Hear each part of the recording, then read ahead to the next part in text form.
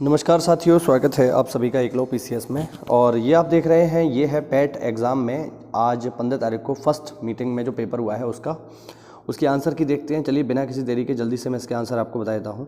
देखिए question number 1, Delhi चलो का नारा किसने दिया है? तो सब लोग जानते हैं दिल्ली चलो का नारा दिया है सुभाष चंद्र बोस ने। ऑप्शन डी इसका सही जवाब हो जाएगा। ठीक है, आगे देखते हैं। आगे नंबर क्वेश्चन 2 देखिए, राष्ट्रवाद की पहली अभिव्यक्ति कहाँ हुई? फ्रांसीसी क्रांति में हुई थी। ऑप्शन ए बिल्कुल सही जवाब है इसका। आगे देखते हैं क्वेश्चन नंबर 3, किस वर्ष बम्बई जो है सिंध से अलग कर दिया गया? तो उसी समय में जिस समय भारत से वर्मा अलग किया गया था 1935 में, उसी समय में इसको भी अलग किया गया। आगे देखिए, आगे क्वेश्चन नंबर 4, हमारा मानक समय जीएमटी से कितना आगे है? तो सब जानते हैं ये लोग 5.5 घंटे आगे है। Option C. क्वेश्चन नंबर 5 देखिए, कौन सा जनसंख्या वितरण को प्रभावित करने वाला आर्थिक कारण नहीं है? आर्थिक कारण की बात कर रहा है तो पानी कोई आर्थिक कारण नहीं है। Option A. विश्व की सबसे ऊंची चोटी माउंट एवरेस्ट किन देशों के बीच में है?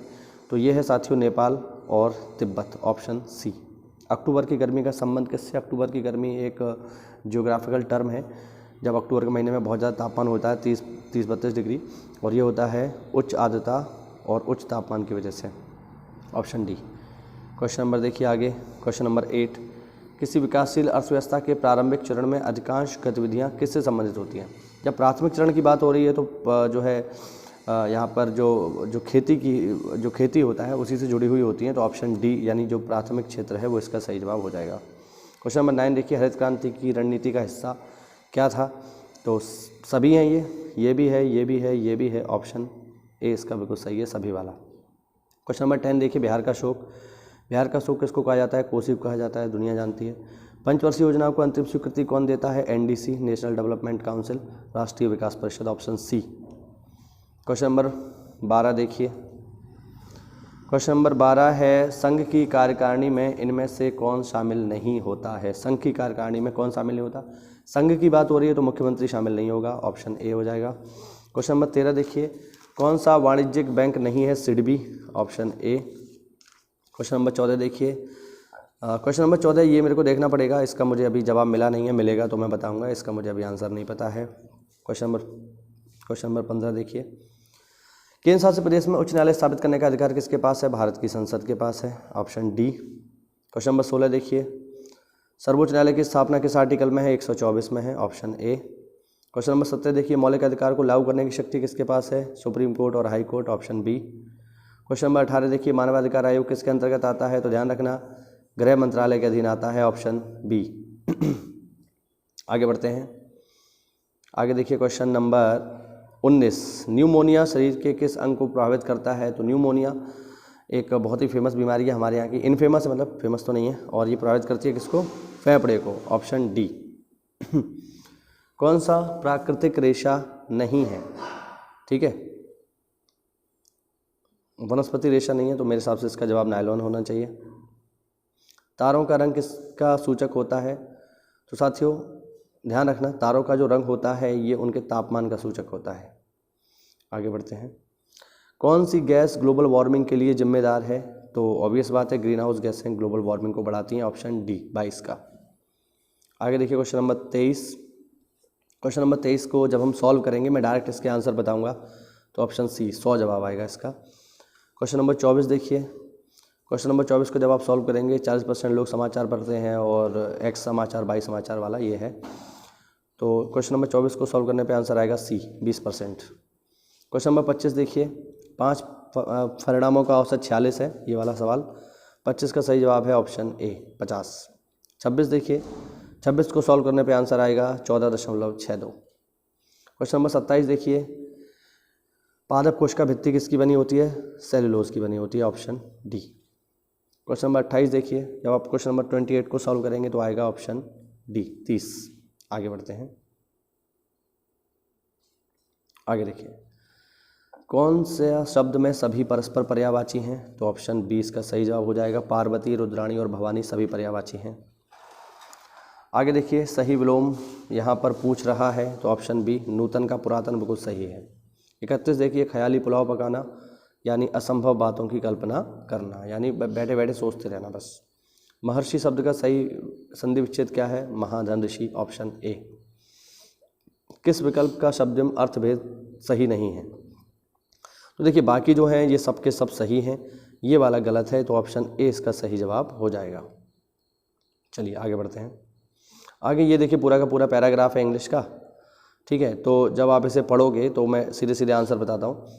तो इंग्लिश का जो ये जो पैराग्राफ है, ठीक है, ये वाला, ये कैरोलिन वाला, ठीक है, मैं दिखाता हूँ आपको एक बार। ये आप देख रहे हैं, ये है कैरोलिन वाला। Last week Caroline went to her first deep sea fishing trip off the coast of California, इस तरीके से है।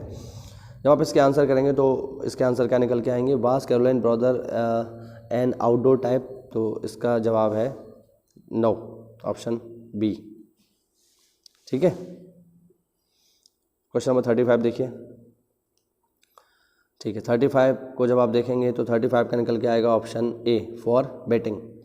36 देखिए, ठीक है, यहाँ पे आपको वन वर्ड देना है, the practice of writing, editing and और कंपाइलिंग डिक्शनरीज। तो जो डिक्शनरी को कंपाइल करते हैं वो कहलाते हैं लेक्सिकोग्राफर, ऑप्शन बी इसका सही जवाब हो जाएगा। आगे देखिए क्वेश्चन नंबर 37, और 37 का सही जवाब जब आप सॉल्व करेंगे तो ये हो जाएगा ऑप्शन बी, पत्नी। 38 देखिए, असंगत का चुनाव करना है, इसका असंगत का चुनाव करोगे तो 100 निकल के आएगा, ऑप्शन बी। 39 देखिए, 1 जनवरी 2006 को रविवार था, तो 1 जनवरी 2010 को कौन सा दिन हो, मतलब कौन सा दिन था ये पूछ रहा है। 39 का सही जवाब हो जाएगा ऑप्शन बी, शुक्रवार। 40 देखिए, 40 यहाँ पे ये दिया हुआ है शब्द पार्शियल, पार्शियल का सोनियम पूछा है। पार्शियल माने होता है इनकम्प्लीट, यानी जो अधूरा हो, आंशिक हो, तो ऑप्शन बी इसका सही जवाब हो जाएगा। Choose the correct antonym, antonym माने होता है विलोम शब्द, तो डिसअपॉइंट का विलोम क्या होगा, यानी जब आप निराश हो, और इसका विलोम होगा सेटिस्फाई, जब आप संतुष्ट हो, निराश ना हो, ठीक है। आगे देखिए 42 में ये है, ये सभी किताबें पेपर हैं, कुछ पेपर जनरल हैं, कुछ जनरल कैलेंडर हैं, ठीक है, ये है। तो 42 को जब आप सॉल्व करोगे तो 42 को सॉल्व करने पे आंसर आएगा ए, इनमें से कोई नहीं, ठीक है। 43 देखिए, नॉर्मल को RPN LBM के रूप में लिखा जाता है, गैदर को क्या लिखेंगे, है ना। तो 43 का सही जवाब होगा ऑप्शन बी। चलिए आगे बढ़ते हैं। आगे देखिए, आगे है अगस्त 2022 में ताइवान के आसपास किसने अपना सबसे बड़ा सैन्य अभ्यास किया, भैया USA ने किया, जिससे चाइना काफ़ी नाराज़ हो गया था। अगस्त 2022 में पहली अंडर वाटर मेट्रो चली है भैया कोलकाता में, ध्यान रखना, ऑप्शन डी। 46 किस देश के वैज्ञानिकों ने पहला कृत्रिम भ्रूण बना लिया है, इजराइल। इस पर इजराइल काफ़ी आलोचना हो रही है, मानवीय गतिविधियों के खिलाफ है ये। इंडिया इंटरनेशनल बुलियन एक्सचेंज को लॉन्च किया गया है कहाँ पर, गुजरात के गांधीनगर में, ऑप्शन सी। क्वेश्चन नंबर 48 देखिए, आज़ादी के अमृत महोत्सव के तहत बड़े चलो अभियान किसने शुरू किया है, ऑप्शन डी, संस्कृति मंत्रालय ने। भारतीय सेना ने 2022 में अखिल भारतीय उपग्रह संचार अभ्यास आयोजन किया, किस नाम से, space light, option B. Question number 50 देखिए, आकाश एयर की पहली उड़ान किन क्षेत्रों के बीच हुई है भैया, मुंबई से अहमदाबाद, ऑप्शन सी। आगे आते हैं, आगे देखो प्रश्न नंबर 51, भारत का पहला हर घर जल प्रमाणित राज्य कौन सा है, गोवा, ऑप्शन डी। भारत का कौन सा पड़ोसी देश नहीं है, UAE, बाकी सब है, UAE नहीं है।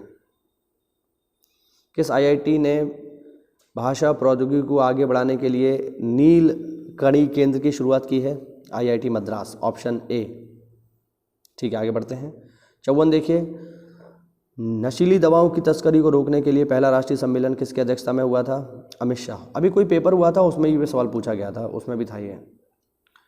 चलिए आगे बढ़ते हैं। लोकसभा का पद धारण करने की न्यूनतम उम्र क्या है, 25 वर्ष, ऑप्शन सी। अंतर्राष्ट्रीय जैव विविधता दिवस किस तारीख को मनाया जाता है, 22 मई को, ध्यान रखना। 57 देखिए, विश्व का सबसे बड़ा नदी द्वीप कौन सा है, मांजुली, जो ब्रह्मपुत्र नदी पर है, 57। 58 देखिए, हंगरी की मुद्रा है हंगेरियन फॉरेट, ठीक है, ध्यान रखना, ऑप्शन बी।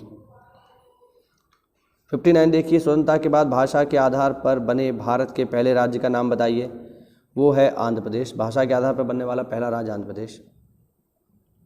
आगे देखिए question number 60, powers of the mind, ये पुस्तक किसकी है भैया, स्वामी विवेकानंद जी की है, ऑप्शन डी। 61 देखिए, UNFCCC का फुल फॉर्म क्या है, United nation framework framework convention on climate change, option D इसका बिल्कुल सही जवाब है। 62 देखिए, नौटंकी किस राज्य का लोक नृत्य है? दुनिया जानती है नौटंकी भैया सबसे ज़्यादा यूपी में ही चलती है। आगे देखो 63 का, आईओसी का मुख्यालय पूछ रहा है भैया लूसाने। आईओसी यानी इंटरनेशनल ओलंपिक कमेटी, इसका मुख्यालय है लूसाने, स्विट्जरलैंड में। क्वेश्चन नंबर 64 देखिए, ये यहाँ पर देखिए पूरा का पूरा हिंदी का पैराग्राफ है, साहित्य वाला है। आप देख लो, इसे ज्ञान राशि के सन्निहित कोश को ही साहित्य कहा जाता है। वही साहित्य के बारे में, साहित्य समाज का दर्पण है ये सब।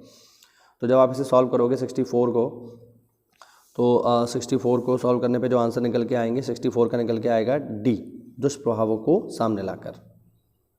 आगे देखिए 65 देखिए, 65 है, इसका शीर्षक क्या होगा?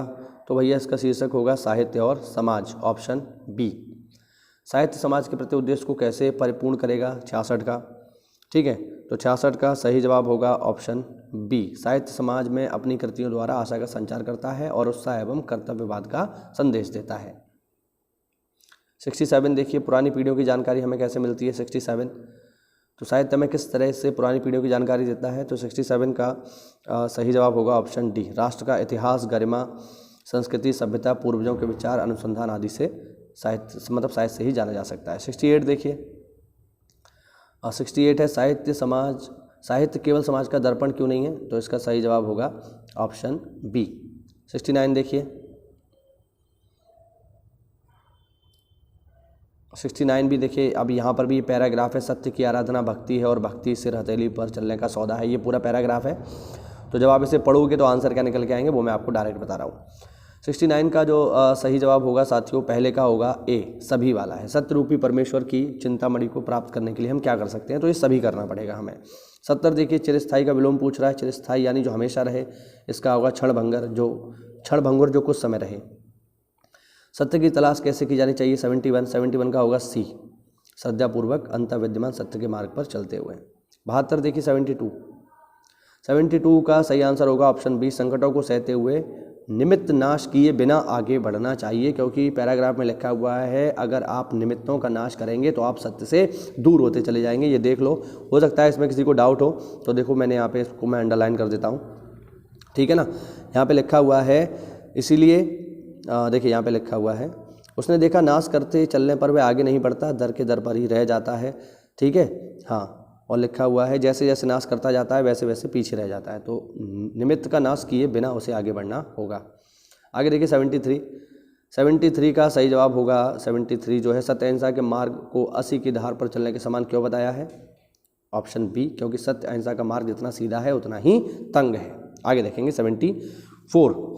74 देखिए, अब ये थोड़ा सा ये आई है DI, तो मैं डायरेक्ट इसके आंसर बताऊंगा, ठीक है। पहला है ये कंपनी वाला है, देख लो आप इसे, ठीक है, ये कंपनी का है पूरा का पूरा। अब मैं डायरेक्ट इसके आंसर बताऊंगा। तो 74 का देखो, 74 को जब आप सॉल्व करोगे तो आंसर निकल के आएगा डी, 68.33%। 75 देखिए, 75 इस अवधि के दौरान कंपनी को प्रतिवर्ष ब्याज कितनी चुकानी पड़ी? तो सॉल्व करने के बाद इसका आंसर आएगा ऑप्शन बी, 26.66 लाख। 76 देखिए, किस अवधि के दौरान कंपनी द्वारा भुगतान की गई बोनस की राशि इस अवधि के दौरान भुगतान की गई वेतन की कुल राशि का कितना % है? तो 76 को सॉल्व करने पे आंसर आएगा सी, 0.6%। ये मैं डायरेक्ट आंसर बता रहा हूँ, सॉल्यूशन हम इनका पहले ही कर चुके हैं। अगर आप कमेंट करेंगे तो मैं इनका डिटेल सॉल्यूशन आपको बता दूंगा कैसे करना है। 77 देखिए, 2013 के दौरान मदों पर कुल कितना खर्चा हुआ? तो इसका आएगा सी, 738.44 लाख। 78 देखिए, सभी वर्षों के लिए करों पर कुल व्यय, ये है 78। तो 78 को जब आप सॉल्व करेंगे तो 78 का निकल के आएगा साथियों ऑप्शन बी, 109:151। फिर से DI है यहाँ पे देखिए, ये 5 कारों वाली DI है, कार का माइलेज दिया हुआ है इसमें, ठीक है। कार का नाम अल्टो, स्विफ्ट, टियागो, ये सब कार का नाम दिया हुआ है। और इसमें सॉल्यूशन जब हम करेंगे तो देखिए 79 में पहला सवाल है, 10 दिनों के दौरान कार मिनी द्वारा उसकी औसत गति से इतना चलाया गया, है ना। तो अनुपात पूछा था इसमें 79 में, देख लो आप सवाल को। तो 79 को सॉल्व करने पे आंसर आएगा ऑप्शन सी, 56.99। 80 देखिए, अल्टो और टियागो का औसत गति का अनुपात 10 दिनों में। क्वेश्चन नंबर देखिए यहाँ पे 80 को जब आप सॉल्व करेंगे तो 80 का ऑप्शन आएगा ए, 25:36। 81 देखिए, अल्टो और क्विड दिए गए 10 दिनों के दौरान औसत गति से समान गति से यात्रा कर रहे हैं, तो इनमें अंतर पूछ रहा है, ये देखो, ठीक है ना। कौन सा सवाल है? ये है 81 का सही जवाब होगा ऑप्शन सी, 0 घंटा। ठीक है, आगे आते हैं। आगे देखिए, सभी कारों द्वारा 10 दिनों में तय की गई कुल दूरी कार ए कार बी क्रमशः 150 घंटे 300 घंटे तय करती हैं 82 का। सॉल्यूशन करने पे सही जवाब आएगा ऑप्शन ए, 61 किलोमीटर प्रति घंटा। 83 देखिए, 83 को सॉल्व करने पे जवाब आएगा ऑप्शन बी, 18:25। 84 देखते हैं, यहाँ पे कर्मचारियों की संख्या, ये एक इसमें मोटी लाइन है, एक पतली लाइन है, ये वाला DI है, आप इसको देख लो, मैं डायरेक्ट इसके आंसर बताऊंगा। 84 का सही जवाब होगा ऑप्शन डी, 5000। ठीक है, 85 देखिए, 2003 में कंपनी में काम करने वाले कर्मचारियों की संख्या 2006 में कंपनी में काम करने वाले कर्मचारियों की संख्या का कितना % है? 85 का सही जवाब होगा ऑप्शन बी, 96.15। 86 देखिए, 86 का सही जवाब होगा ए, 9/13। ठीक है, देख लो सवाल को, कर्मचारियों की अधिकतम संख्या का अनुपात। 87 देखिए, किस वर्ष में पिछले वर्ष की तुलना में कंपनी छोड़ने वाले अधिकारियों की संख्या का प्रतिशत अधिकतम है? 87 का सही जवाब होगा ऑप्शन ए, 2004। 88 देखिए, 2002 से 2003 तक कर्मचारियों की संख्या में कितने % की वृद्धि हुई है? 88 का होगा ऑप्शन डी, 1%। फिर से DI है अगली, ये देखिए, यहाँ पे विगत वर्षों में कंपनी द्वारा खिलौनों का उत्पादन वाली DI है, ये देखो। अब मैं डायरेक्ट इसके आंसर आपको बताऊंगा, ठीक है, चलो ठीक है, देखते हैं। 89, 2011 की तुलना में 2018 में खिलौनों के उत्पादन में कितने % की वृद्धि हुई? तो 89 का सही जवाब होगा ऑप्शन बी, 137.5%। पिछले वर्ष की तुलना में किस वर्ष में प्रतिशत वृद्धि सबसे ज़्यादा हुई? 90 का होगा ऑप्शन ए, 2017। 91 देखिए, किस वर्ष में खिलौनों का उत्पादन वर्ष के औसत उत्पादन से अधिक था? 91 का ऑप्शन ए, 4। 92 देखिए, 2013 से 2014 के बीच खिलौनों के उत्पादन में गिरावट, 92 का ऑप्शन सी, 20%। 93 देखिए, 2015-2016 के बीच उत्पादन के बारे में पूछ रहा है, 93 का सही जवाब होगा ऑप्शन सी, 2012 से 2017।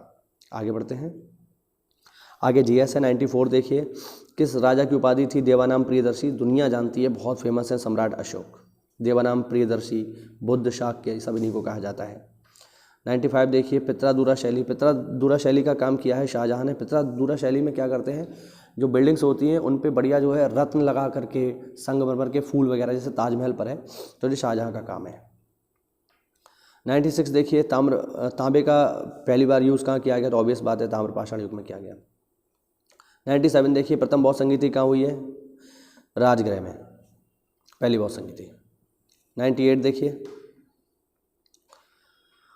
देखिए, दांडी नमक यात्रा के दौरान, ये सवाल अच्छा था, नॉर्मली लोग इसको नहीं कर पाए होंगे। दांडी यात्रा के दौरान निम्नलिखित में से किस सामाजिक कार्यकर्ता ने गांधी जी को आंदोलन को केवल पुरुषों तक सीमित ना रखने के लिए राजी किया? जैसा कि आपको पता होगा कि दांडी यात्रा में गांधी ने बोला था कि केवल पुरुष जाएंगे, महिलाएं नहीं जाएंगी, लेकिन उसमें महिलाओं को भी शामिल करने की बात की, और वो महिला थी कमला देवी चट्टोपाध्याय। इंपॉर्टेंट सवाल था, है ना, ज़्यादातर लोग इसको नहीं कर पाए होंगे। 99 देखिए, जब ईस्ट इंडिया कंपनी की भारत में शुरुआत हुई, उस समय किसका शासन था? मुगलों का। और लास्ट सवाल, भूदान आंदोलन किसने शुरू किया? तो दुनिया जानती है, भूदान आंदोलन शुरू किया विनोबा भावे ने, ऑप्शन बी। ठीक है ना, चलिए, ये हुए आपके 100 के 100 सवाल। मैंने बहुत ही क्विक में इनका डायरेक्ट आंसर आपको बताए हैं। कोई भी सवाल में डाउट हो तो बिल्कुल आप कमेंट करिए, मैं उसका डिटेल में एक्सप्लेनेशन आपको बता दूंगा। उम्मीद करता हूं कि आपके जो शाम वाली मीटिंग का पेपर है या जो कल आपके पेपर होने वाले हैं उसमें आपका पेपर अच्छा हो, उससे कुछ हेल्प मिले। कोई डाउट हो तो कमेंट के माध्यम से पूछिए। मिलता है अगली क्लास में, तब तक के लिए जय हिंद, जय भारत, वंदे मातरम।